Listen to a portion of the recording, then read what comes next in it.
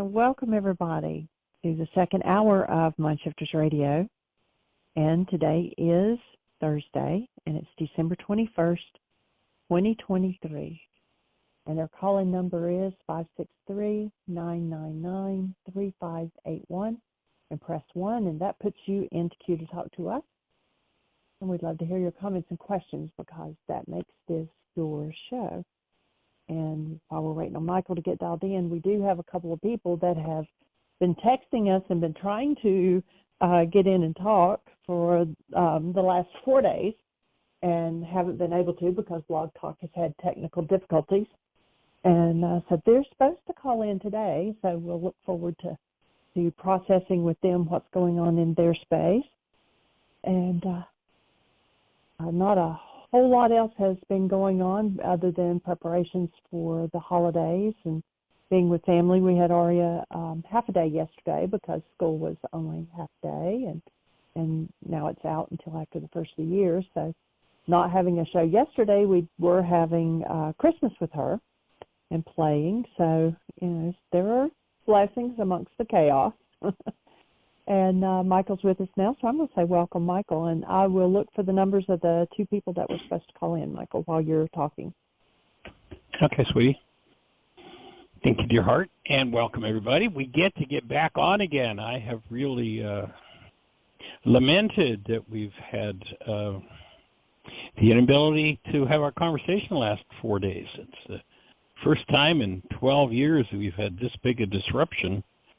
We maybe get a day here and a day there very occasionally, but I guess they had a major equipment fail. They don't really explain to us what's going on, but they have kept assuring us that they're working on it. So hopefully they've got it permanently repaired. I can only imagine they must have had a major board outage or something like that in their electronics, and therefore had trouble getting equipment to replace it.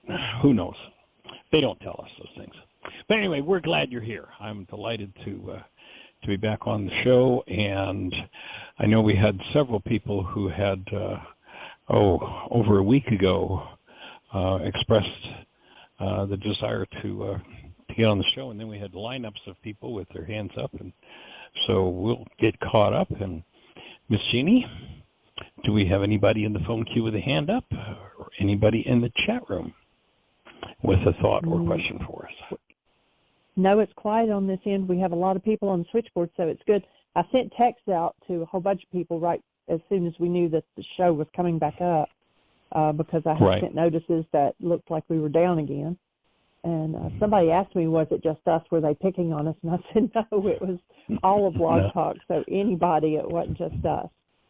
So, but we are. Yeah, I can only imagine it must have been something like a major control board or broadcast board that must have been down, and those things are probably not something you just run down to the corner store to get if there's a short circuit or something in it, or the board needs to be rebuilt. It's a major piece of work. I really, in spite of being blocked for the last 4 days, I really appreciate the service that Blog Talk gives us that keeps us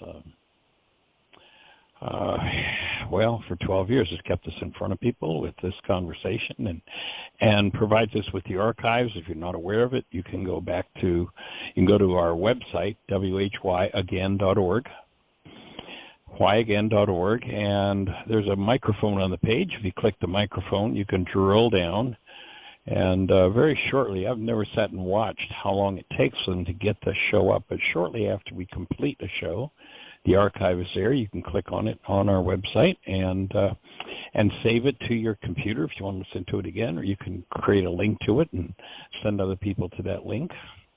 And it's a pretty awesome service that they provide for us. The fact that, Peter can call in from Sweden, and you can be in California, and we can be in Virginia, and Blog Talk's in New York, and we have a conversation, and just minutes later we have an archive. I mean, it's awesome. And we're well up over 4,000 hours in the archives, so if you want to go back and listen to some of those shows, and that's where you'll find them. And if you can listen to the show through podcast systems, or you can go back and find the archives. Some of them limit their listings, however, to 300 shows, and we've got thousands. But the one that we know of that you can download and you see all of our archives is iHeartRadio. So if you download the iHeartRadio app, you can put us in there as your podcast you want to listen to, and they list all the way back to day one. So they've got 12 years of archives. So delighted that you're with us, and if you're on one of those stations where we can't see you because of syndication, then if you call into the show, and the call-in number is 563-999-35581. If you call into the show, you'll be able to listen directly on your phone. And then if you push 1, that will raise a hand in the control panel. And through the magic of technology, Jeanie will know you want to talk to us. She'll introduce you by your area code, and we'll have a conversation. So how can we support you? What's on your mind? And Miss Jeanie, do we have anybody with a hand up? No, we do not. And I'll just let you know, too,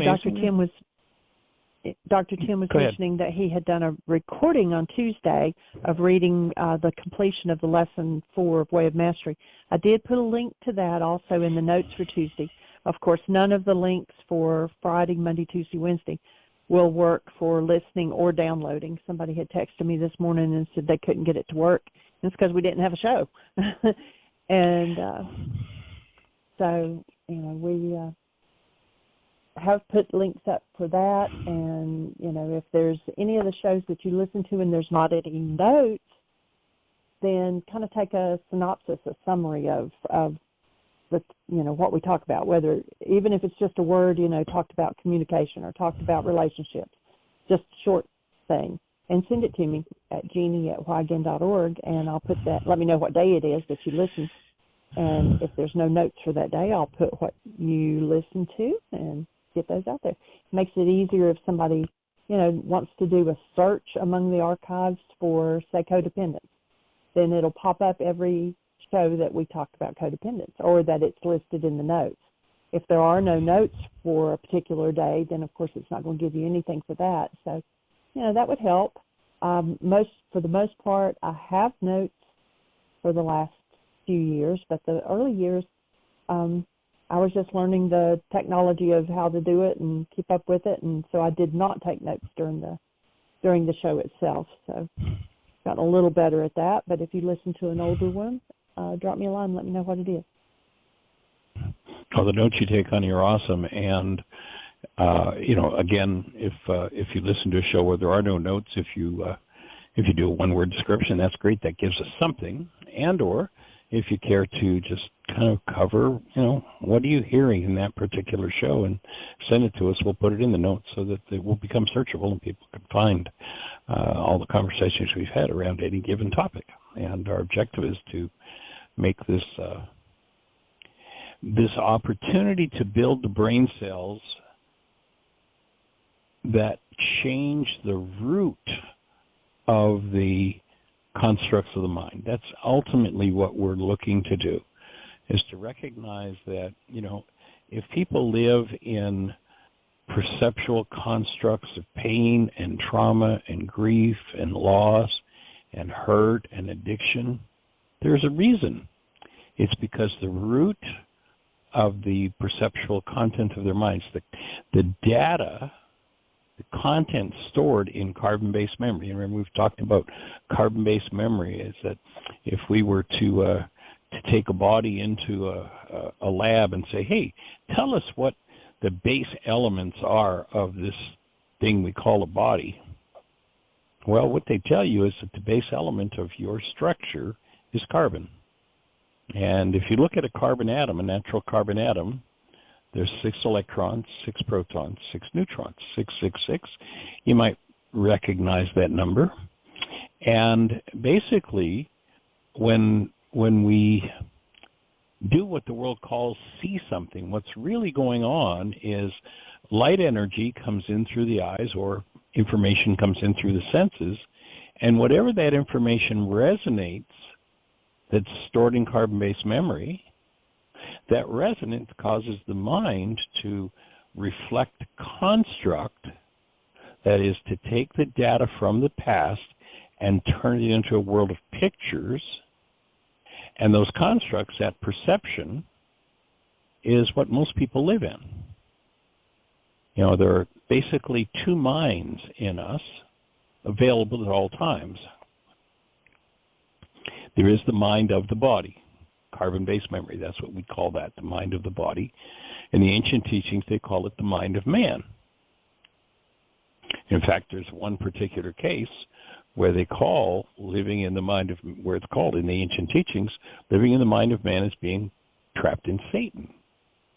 Now, when you understand the Aramaic meanings of the words that show up in the Greek scriptures today, it changes absolutely everything. Because when carbon-based memory formulates a picture out of content from the past, what you're looking at, always when you're looking at carbon-based memory, always when you're looking at perception, you're looking at reflections of the past. And if you're looking at reflections of the past, because you're a creator, you'll tend to keep creating the past. You know, that's the essence of my book. Why is this happening to me again? Because I haven't yet learned to change the content of my carbon-based memory system, a multi-generational database that has been in development for generations and generations and generations and generations. You look at that root of that word generation, generare, it means cause.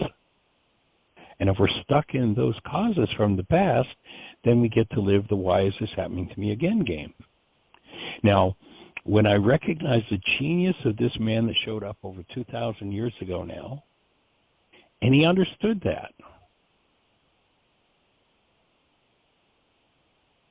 He understood that, and he knew exactly how to collapse the pain-based perceptions of carbon-based memory so that the underlying pain and trauma that perhaps had gone on for generations and generations could be removed. And when it's removed, its removal is called forgiveness. Now, the Greeks turned around and created a perceptual construct around the ancient teachings that said, well, you know, if you're in pain, your mind is telling you the truth. It's all caused by somebody else, and all you need to do is forgive them, and then things will get better. And we're going to caution you to never, ever, ever, ever, ever, ever even consider forgiving anybody for anything, ever, including forgiving yourself. Oftentimes people, oh, yeah, that's right, I need to just forgive myself. No, never forgive yourself for anything. Now, if someone, or you even, have done something you consider to be off the wall, improper, unkind, uncouth, whatever word you want to use, and you want to let that person off the hook, which is the Greek idea that has been called forgiveness, then fine, let them off the hook. Pardon them. Pardon yourself. Pardon that person for the crazy thing they did. But then recognize that if they did something crazy and your perceptual mind served up pain content, their crazy isn't the cause of your content.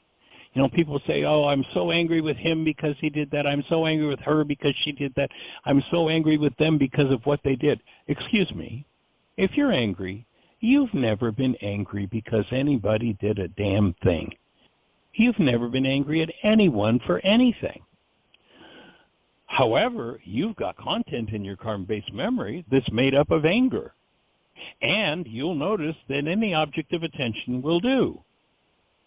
People have this newborn child, this child that they cherish and honor and wanted so much and think is so wonderful. But if they haven't resolved anger, notice the gritting teeth, the nasty voice, and the vicious words that come out of their mouths toward that child that they said they cherished so much. Are they angry with the child? No. They've just got anger. And if they never show the child how to resolve that generational anger, then guess what? Then the parent becomes the object of that very anger that's been passed on from generation to generation. Should we forgive the child for being angry? No. No, never. Pardon them if you will. And then, if there's pain in you, if there's anger in you, if there's sadness in you, own it. Stop pretending that it belongs to or is caused by anybody other than yourself.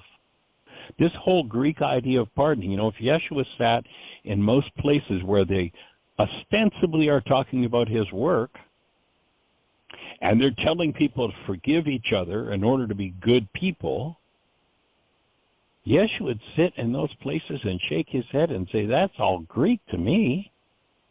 It's got nothing to do with what he said. Listen to him. You must forgive from your heart. And that's not a bleeding heart statement. That word heart in the ancient teachings is the unconscious. You've got to go into the unconscious part of your own carbon-based memory and forgive. Remove what never belonged. Not let somebody else off the hook because it's there. And as you engage in that, then you recognize that you have a body-mind unit that is your possession.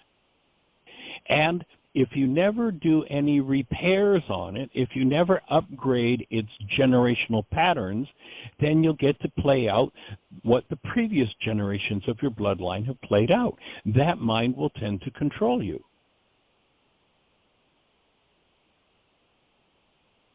Now, understand in Aramaic, the word Satan means the resistor, one who misleads. It doesn't mean a dude with the red suit, a tail, and a pitchfork. That's a Greek idea. That's not the Aramaic idea. There's an interesting passage where Yeshua comes out of the Garden of Gethsemane and the high priest servant's on his way and Peter's going to save him. And what does Yeshua say to Peter? He directly turns to Peter and calls him Satan. What? Go read it. He directly turns to Peter and calls him Satan. And then he describes, or he explains, defines exactly what he means. He says, for you think in the mind of man, read that carbon-based memory, rather than the plan of God, rather than the second mind that is in you and is available to you. And that is the mind of love. Now, virtually everything has been misrepresented, twisted, turned inside out, upside down, and backwards, so that people are walking around in their rage and their guilt and their fear and their pain, condemning others and preaching from a pulpit this hellfire and pain and trauma and drama, because they have no idea that they have to clean up their own hearts, their own internal parts, so that they bring forward the mind of love in themselves to the world.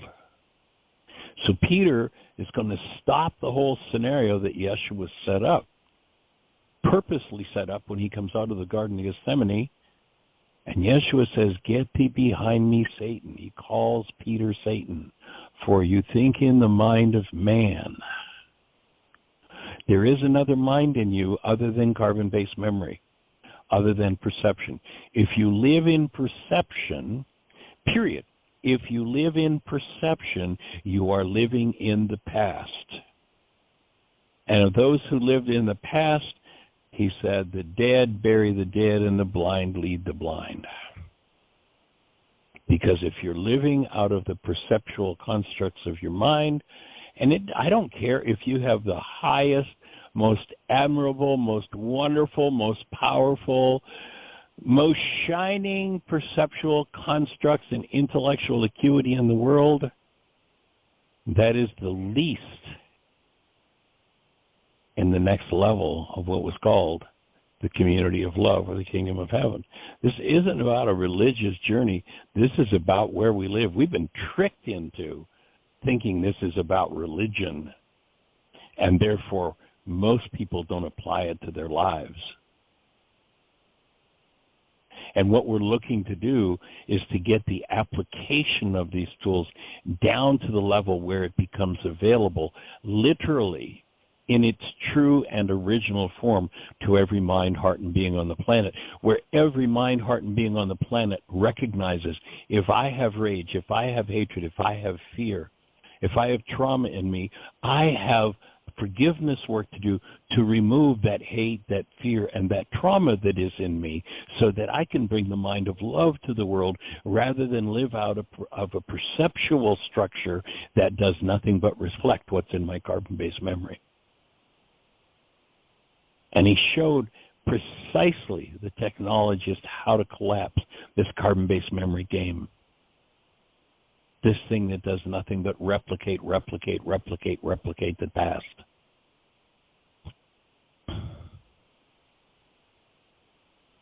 So the technology is there.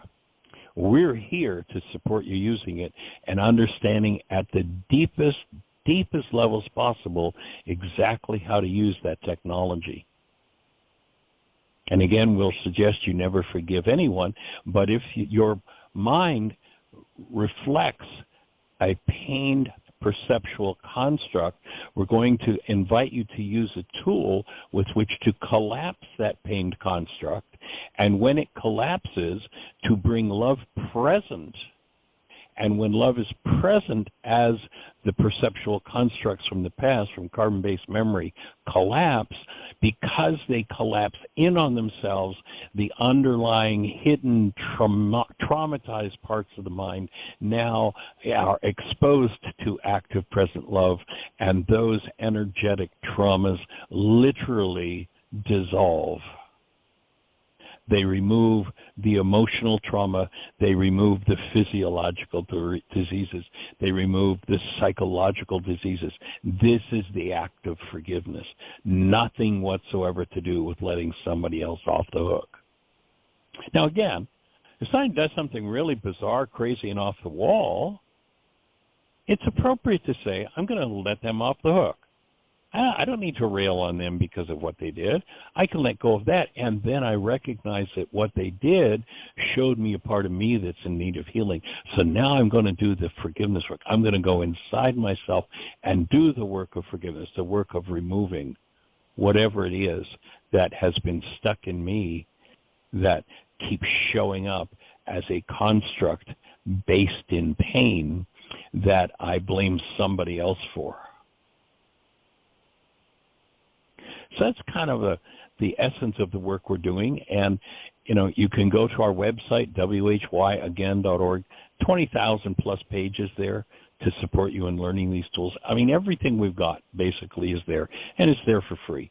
Yes, there are paid ways you can support us in order to get your hands on the work. Yes, if you want to support us, that'd be great. If this is serving you, go to our website and make a donation, great. But otherwise, it's all there. Download the app on your cell phone. You can do the forgiveness process right there on your phone. Go to your app store, type in the words Heartland, Heartland, one word, Aramaic, Aramaic, forgiveness. When you type those words in, you'll see in the list comes up an app with a red kind of glowing heart. That's our app. Download it. There are two different forms of the forgiveness worksheet process, the reality management process, and a game, for introducing kids to forgiveness, the Dragon Klingon game. There are also Jeannie's built into the app. I'm not sure whether it's fifth, sixth, seventh iteration of the app, and she's just built in so much functionality. You can access all kinds of different parts of the website. If you have a question at any point on any of the pages that are within the app, all you need to do is click a button, ask your question, type your question in, hit send. We'll receive that, answer your question on the next radio show, send you back a link that says, here's the answer to your question. So we're making it as functional as we possibly can.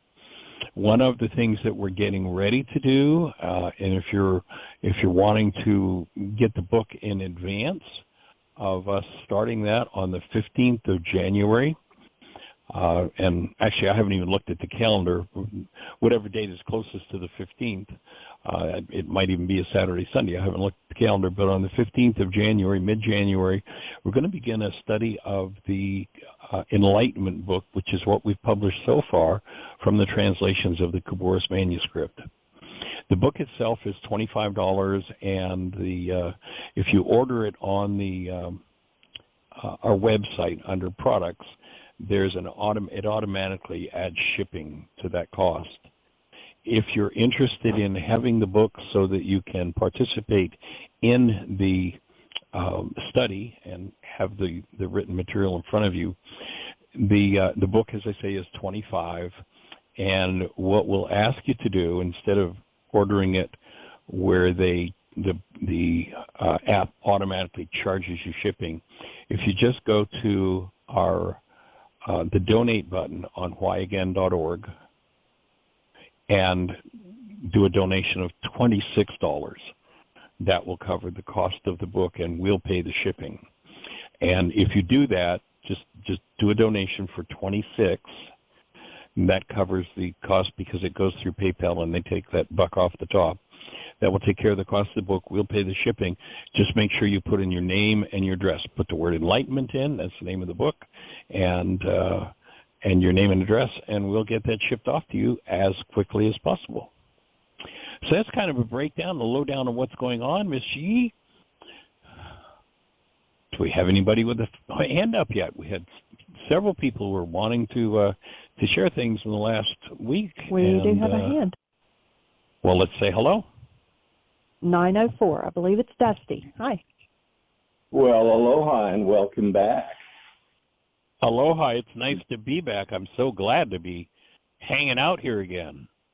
Yeah, me too. I would dial it up and I'd get nothing, and I go, oh, okay, technical, whatever. So I wanted to say you've been in the electronics and radio business, so you know what happens if something like a board goes out, and I can only assume that must be why they were down for so long, because they've just not in 12 years been down that long. Yeah, and everything's so connected now. You could have a slight little problem way over here, and it's going to show up at a lot of other places too. So right. You never know. And I was going to say that the manuscript, the Kavoris manuscript, is really a worthy thing. The one I've got, it's a great reference. And sometimes when you speak, for instance, when you're talking about something, if I want to kind of get a little more fine-tuned perspective, I can go back in the book and read through that and go, oh yeah, and get a little better clean shot on it. So it's a really nice thing. Yeah, it's an awesome tool. I've spent a lot of hours with that book. Boy, I can tell, and it looks like a tremendous amount of care went into writing it. And I don't know if you are with writing like I am with narration, when I used to do a lot of that. I make myself crazy. I mean, I can do that easily anyway, but I would do something and I go, oh, I can do better than that. And the spoken word, of course, it's a little different than writing. Writing, you can just sort of look at it and shift words around a little bit, but it looks like a lot of care went into that. And I hope that it was a flow and not too much of a job to do that. Been a lot of hours put into that little book. Yeah, it shows. It shows. And, you know, one of the nicest things one of the things I really appreciate about that is the colophon, with the tailpiece of the manuscript. And it's a concept that I was not familiar with. And it's, for those that don't know it, colophon, and it's from the Greek, but it's a little tailpiece on certain manuscripts and books or whatever from the past that would have what we would now have on the title page, and who did what, and where it came from sometimes, and also a blessing or a curse on whoever read or copied that, you know, trying to keep everybody on track. And that's quite a little concept there. Yeah, the text was certified to be a copy.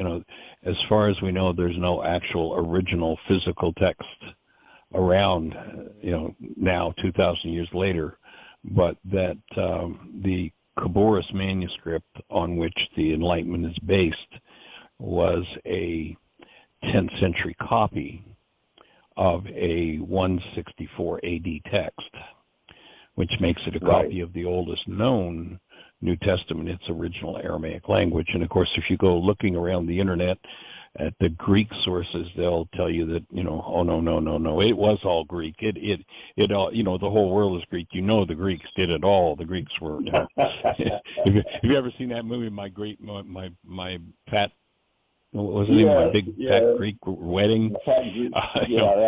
The Greeks. Well, Yeshua would say it's all Greek to me. This stuff was not thought through in Greek. It was thought through in Aramaic, and the Greek scholars, basically, if you look at someone who's got years and years and years and PhDs and what have you in Greek studies of the scriptures, basically it's like, okay, now you have to go back to kindergarten and start over if you're going to go Aramaic, and it's so drastically different that throwing a PhD out the window is pretty tough. So there's a big struggle and fight over, no, it was Greek, it was written in Greek. Yes, well, that's just not the truth.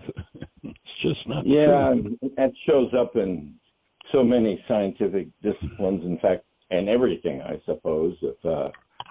If another way of doing things all of a sudden equals or exceeds what you're doing, whether it's archaeology or whatever, now you've got gene, tracking genes back, and everybody likes to argue about their point. But this is pretty clean, and I had really, I know what is reported as the history of, and I know you do too. In fact, probably everybody's listening, but of the what we now call the Bible and how it came to Constantine, who evidently it was just a political move, and the Roman Catholic Church, the Nicene Council. I don't know that they were a full church back then, but at any rate, they were there, and I've never trusted what was there past the point of discernment. In other words, that expression, there's no such thing as danger, as no thing as dangerous as a half truth, and right. My golly, they left some really beautiful stuff in there, and it really is beautiful. And that doesn't mean it's like everything else in life. You don't have to buy everything. You know what I mean? Just the parts that you think are right and work for you. But one of the things. Go ahead. One of the things for me that is so powerful about this is I can, and I often do say, don't believe one word I'm saying. Most of those who are playing the Greek game is, well, just believe. You just have to believe. You have to take it on faith. Don't take a thing I've got to say on faith or belief. Take the tool, put it to work, and watch what happens. I have 10,000% confidence in saying never believe one word of it. Just test it and try it out. And what you find is the whole game changes. And you won't find the Greeks saying that. The Greeks are like, no, you have to take this interpretation. You have to take, and you have to do it. Well, we really don't have any interpretation. We got some tools. Use the tools. Right, exactly. Say again? And you know who does say just what you're talking about? I've read. Who's that? People like Paramahansa Yogananda and some others that are that have some pretty amazing approaches and concepts that are really, really central, really. And they say, well, don't believe me, try it. That's it. And so that's so you're on the right. You're in good company there, my friend. And yeah. if you're doing that one. And by the way, thank you for the card. And wow, what a picture! That's great. If that was our Christmas picture with Aria this year. Oh my goodness! No, Aria wasn't in there. No, Aria wasn't in the picture that we sent out with our Christmas card. But actually, when I think about it, Jeanie, we could have easily, Aria is so much a part of the show, especially folks. We could have kept that picture. But anyway, yeah, she wasn't in that actual picture. But there's one thing about that picture. There's two things that jump out. If you're just, this is just my perspective, but first of all, there's just a really nice collective glow that comes out from it, from you two. Not unexpected by this one. And but oh my God, what I wasn't ready for was the hair. You guys both have more hair than I've had the last 40 years of my life, and it's the same color and way you've got yours slicked straight back, and Jeanie has got hers just delightfully framed around her face with a little bit of a widow's peak kind of thing, and you sort of had one. I used to have a dramatic one, and now I just got shiny stuff that shows up on satellites. But my goodness, you two. I mean, same color, thickness. I just was going, huh? You would think it'd be a Photoshop. With my hair. Oh gosh, you are. Although I have heard people with that shiny perspective say that that's really just a solar panel for a sex machine. So I guess everybody's got a perspective, right? Oh, thanks for telling me that. I was wondering what was generating all that, and now I know. Yeah. Mystery solved right there. Yeah. Mystery solved. So I just didn't want your first show to go by without somebody calling like moi and telling you how much I appreciate you guys are back, and you're God, you guys are very persistent at this, and it's not lost on me. I appreciate it. I am in the middle of something, so I'm going to have to shag out of here. But all right, my friend. Merry Kalikamankas to you and everybody else. Yeah, and the best year yet of your eternal life coming up with this new year. Yay! I'll go for it. You too. All right. Blessings. Take care. Bye-bye. Bye-bye. And we have another hand up. Great. Let's say hello. I believe this is Mr. Peter. 619, you're on the air. Hello, Michael. It's Peter. Welcome, sir. How are you today? Great. An intense session yesterday. Yes, that one-on-one, and then also the mind shifter over the weekend. So I've been doing the work. Got a lot of energy moving. Yep, and I just wanted to share the results. Please. So my son really wasn't talking to me. I was kind of excited when he moved to the same city I was. I helped him get out here and get a job, but that was 8 years ago. And right. He really just didn't want to speak or get together or whatever. I don't know. He was in the war in Afghanistan, and he came back a different person.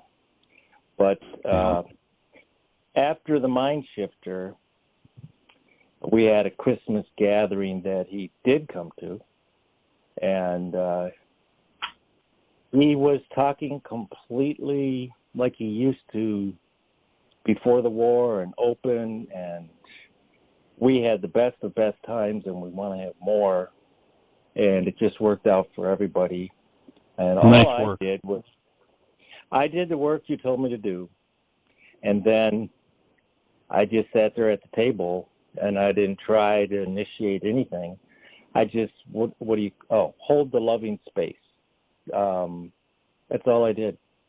And I had done the worksheets of giving up the goals and all that. So anyway, I'm just here to witness that it worked actually rapidly. Yeah, that's the beauty of it. Again, I can say to anybody, don't believe a word of it. Just take it and try it. It's a set of tools. We don't have any theology to sell. We don't have any churchianity to join. It's just here's some tools. Yes, it comes out of the first century Aramaic words of this man Yeshua that the world calls Jesus. They don't even have his name right. They say, oh, well, you got to call on that name, and they don't even know what his name is. And all you have to do is take his tools and put it to work, and the game changes. And it's like, to me, the most dramatic thing about it is it works where you live, where you have your relationships, where you earn your livelihood. That's where it's meant to be applied. It's not something for Sunday morning or. So that's the exciting part of it to me. Yeah, it's very much real, and it's when that energy clears out and the new energy comes in, or however you say it, but the carbon-based data shifts, your world shifts immediately. Yes, instantly. And this might really click for you too, Peter, at this point, is most people, when they read my book and they read, why is this happening to me again? It's about, they start out and it's, when he did that to me and she did that to me and they did that to me and they did that to me and here it is, it's happening. Why is this happening to me again?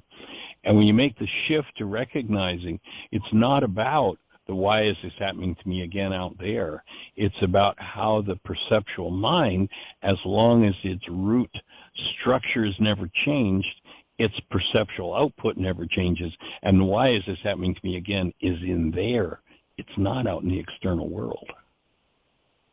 The external world, yes, reflects what's going on within, but the real change, the way you can guarantee the change takes place is that you're shifting the root of the constructs that the mind shows. And when you change that root, there's nothing else to happen but the why is this happening to me again has to shift and change. Doesn't mean there aren't more layers and levels of to be dealt with, but the shift happens entirely internally, and then the reflections change as well. Yep. That's what happened. So I just wanted to let you know, and your audience know, just how fast it was. But I did do the homework. I did do the worksheets, and I could feel it actually happening where instead of me blaming him for being whatever I thought was wrong, I just looked inside and held that space of love and went through the process of the worksheet, which is, to me, critical. And that's when it happened. That's where it has to happen. Awesome. Well, I'm delighted to be on the team, and the work you do will impact. I love what the Course in Miracles says, that millions yet unborn will benefit from the work you do, and each person that steps in opens a space for literally the whole of humanity. Wow, I never thought of it that way. That big, but very cool. Well, thank you, Michael. All right. Well, thanks for being on the team. Delighted to be here to support you and holding the space for a wondrous holy days and the best year yet of your eternal life. All right, great. Thanks again. All right. Take care. Bye-bye. Bye. Thank you for saying thank you. Oh, great. Let's go for it. I believe it's Urate or Tom, 513. You're on the air.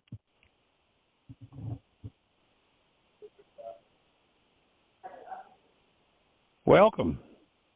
Tom, Urate? Hello? I wonder if they've turned away from the phone for a moment.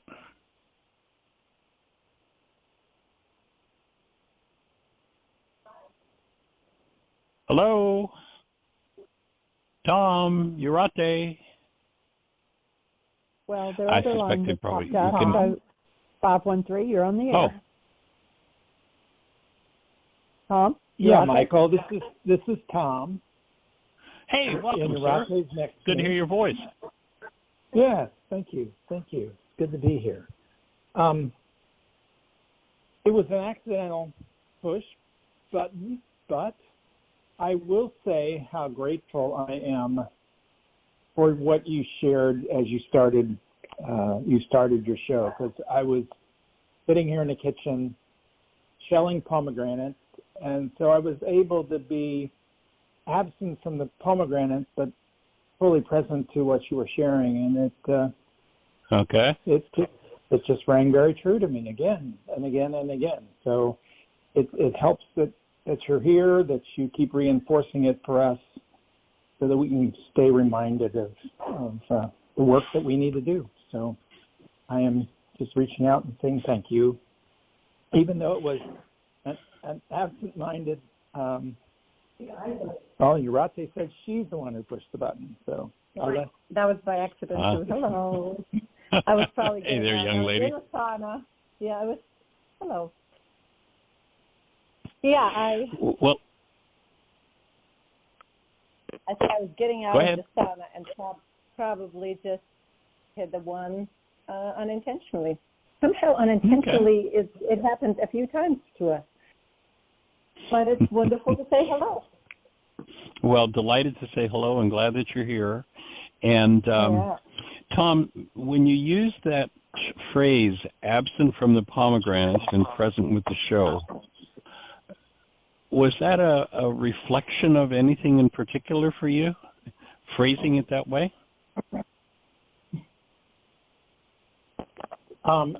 Yeah, I guess maybe it was. I'm not real good at multitasking. So it felt really good to be able to be truly focused on one thing as opposed to.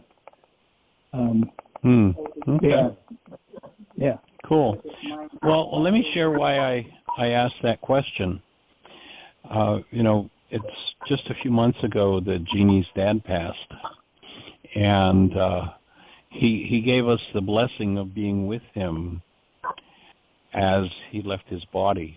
He had been in a nursing home, a nursing facility, because he had, after getting COVID, as far as we can tell, we ended up having to put him in the hospital, and for 11 days, as far as we know, he never got out of bed.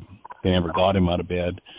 He forgot how to walk and never walked again, never stood up, never sat up, never rolled over. For over a year, was not able to do any of that. And about an hour and a half after Jeannie had done a still point session and given him permission if he needed to go to do that, we went to the hospital to spend time with him, and we were there for a short period of time, maybe 30, 45 minutes, and he hadn't, as I say, sat up, rolled over, stood up, done anything for well over a year. He sat straight up in the bed of his own accord. His eyes were totally focused up, like he was trying to look through the top of his skull on the left, and his eyes were as big as saucers. And he took his last breath and laid down. And one of the first things that came to Jeannie was a scriptural quote, which is precisely the wording you just used. And so that's why I was wondering if you had done that, if that was coming from that scriptural quote where it says, absent from the body but present with the Creator. Nice. Literally, that's exactly what came out of Jeannie's mouth, was that scriptural quote. Was like, we got to see his eyes were as big as saucers. The energy was sacred. It was so filled with the presence of love. It was just amazing. And that was it. It was like Jeannie just came forward with that thought. And it was just so appropriate and so powerful. And of course, that's what you brought to mind as you said that. Wow. So sweet. Yeah, Thank you for that reminder. Yeah, it's powerful. Yeah. Any thoughts for you, Jeannie? No, I thought of that too when he said the apple from the pomegranate. I was thinking the same thing. Yeah. Very cool. Very sweet. Thank you. All right, you you all folks. have a Well, you have a holy wondrous day. Christmas.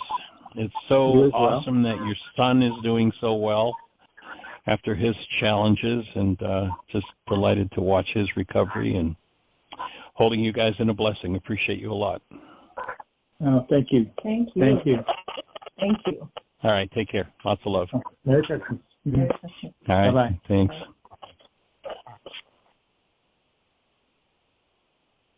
So, Miss Jeanie, we're at about the 10-minute point 11 now. minutes. Our first show back. Delighted to be here. And so if you're out there in listener land, our call-in number, if you're on one of those stations where we can't see you, is 563-999-3581. Call that number, you're listening to the show directly. If you push 1, we're having a conversation because Jeanie will introduce you. And thank you to Blog Talk Radio for empowering us to be able to do this. So we have anybody else out there with a hand up, Miss Jeanie, or anything happening in the chat room? Not. If you're on the switchboard, press 1. You're first in line. We have 10 minutes. We can address something.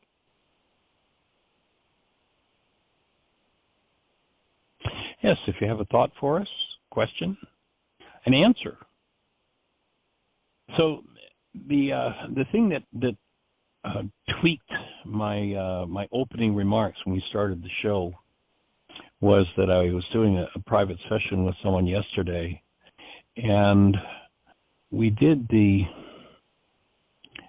you've heard us do on the show previously, the cutting of attachments, the things that keep people in emotionally traumatic patterns, and the energetic dynamic where we focus in the brain and literally cut energetic attachments.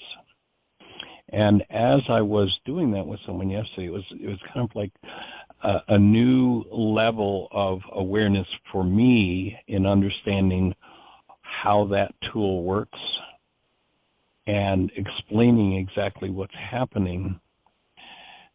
And it's hard to put into words, but as I was explaining it, I was realizing that a key part of letting go of those attachments is the strengthening of the awareness of ourselves as human beings and taking charge of this instrument, learning on deeper and deeper levels how this instrument called the body-mind unit works. And as I was explaining it to the woman I was doing the session with, the releasing of the attachments, it was I could almost visually see her essence as a human being moving around within her own structure, becoming cognizant of the control points within her own structure with which to do this process. And it just solidified in a new way, in a deeper way, that what this work is really about is recognizing that this body-mind unit is our instrument. Much like we were talking about Blog Talk Radio, I've never been to their offices. It would probably be pretty cool to just see what they've got in the way of equipment in order to do all the things that we get to do with this show. We were just talking with some folks up in Cincinnati, and here we are in Bristol, Virginia, and here's Blog Talk up there in New York or New Jersey. And what it takes for that system to function, and I don't know, perhaps with the work that they did over the last 4 days, they've upgraded its function somehow. I can only imagine there must have been a major, defect in a piece of equipment that it took 4 days to correct, but that I suspect we'll see perhaps some improved or increased performance of the instrument that we call at this point for all intents and purposes, Blog Talk Radio. And perhaps we'll see some upgrades and in function and sound and what have you. And when I think of that as an instrument, as a gathering of capabilities to produce a certain function in the world, that's what I would call, the antenna that's on the roof at Blog Talk Radio, and the wiring that goes down into this piece of equipment and that piece of equipment and this one and that one, and interfaces with the telephone system and how all that instrument. And of course it takes an intelligence, the technician that went in and troubleshot and found out what part of the instrument was defective and what it needed, and replace parts, whatever they did. And comparing that, what I got out of doing this session I was sharing about yesterday was really recognizing that each one of us is at a certain stage of development of being the technician for our own body-mind unit and our own lives for the expression of this carbon-based memory system. And of course, if the technician at Blog Talk wasn't familiar with the interface with the telephone system, and that's where the problem was, he couldn't have fixed it, function would never be there. If the problem was with the, maybe the amplifier for the antenna that picks up the wireless signals, if it was the interface device for the phone system with the control panel that Jeanie looks at on her computer. Someone who's not conscious of those components and how each of them works and how each of them interfaces could never operate, could never be a conscious operator. And therefore, the way that whole system would operate would be, well, if this is broken down and that's not connected properly and this isn't working and this needs an upgrade, then there's not going to be much function there. And what got clear to me was the being that we are would be comparable in this metaphor, would be comparable to the technician that did the troubleshooting and got the whole system back together and back online, perhaps with new levels of function, I don't know. And that when our own instrument, this magnificent, amazing device that we've been given, the fact that we've been given, one, a human life, that's the technician, two, an instrument to express it through, and three, the tools with which to keep upgrading the instrument and the expression to its full potential.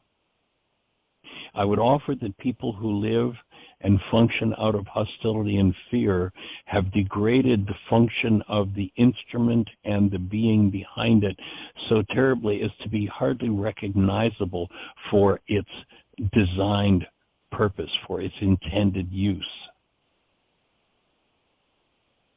And that each time someone does a piece of work that removes a generational pattern in carbon-based memory of some form of rage, some form of generational hatred, some form of generational pattern, that when one removes those things, they're upgrading the instrument to new levels of function and capability. And that's what brings us into the full physiological expression of the presence of joy that we're designed for as human beings.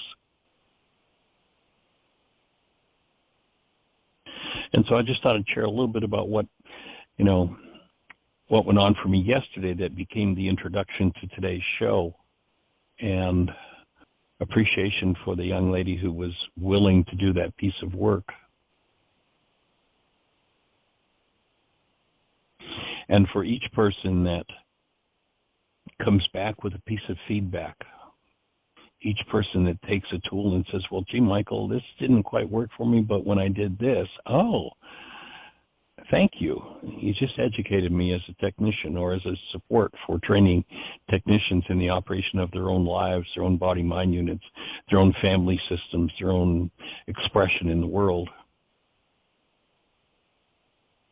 you've probably heard me before use the example of I love Bach and his music, and I have a $10 transistor radio. Or I'll go back even further. When I was a kid, I'd love to play with, I had a crystal radio. It was just this little diode and an earpiece and a piece of wire for an antenna, and I could listen to radio stations coming in on that. So imagine someone was playing Bach, and I'm listening with my little crystal radio, little simple crystal and an earphone, and I'm listening to Bach, which I enjoy. And then I turn on the $100,000 quadraphonic stereo system, an FM tuner, and I'm listening to the same thing as I was on my little crystal radio. The expression is a whole lot different with that $100,000 quadraphonic stereo system. Same source energy, but Bach in that little tiny earth piece of mine, and through those speakers that each cost $25,000 comparison. Someone who refuses to do their work, someone who lives in generational patterns of rage and guilt and grief and fear and blame, condemnation, gossip, slander, vengeance. It's like living through a little crystal radio set and an earpiece in one ear, when every one of us is designed to be just listening to the fidelity of that $100,000 quadraphonic stereo system. We're each given that instrument. And it's just an amazing thing to have. And I join you in, if that fits, if that makes sense for you, I join you in the appreciation. We talked about gratitude, and gratitude usually has to do with, well, I got this and therefore I'm grateful for it. But the next level of gratitude, beyond gratitude, I think, is appreciation. And that is that we get to really experience what is, not because it satisfies my goals, but because it is, and our ability to comprehend what's possible with it. So with this new Holy Day season coming up, I join you in being in that level of appreciation for life and for the opportunity that each of us has to live a human life. Joining you in having the arrival of the head technician for creating a life, the mind of Christ in you. This season coming up, many people are unconsciously focused in that direction. So there's a lot of energy to be available to lift us into the next level of our own experience of that process. So joining you in that, and out of that, creating the best year yet of your eternal life coming up in 2024.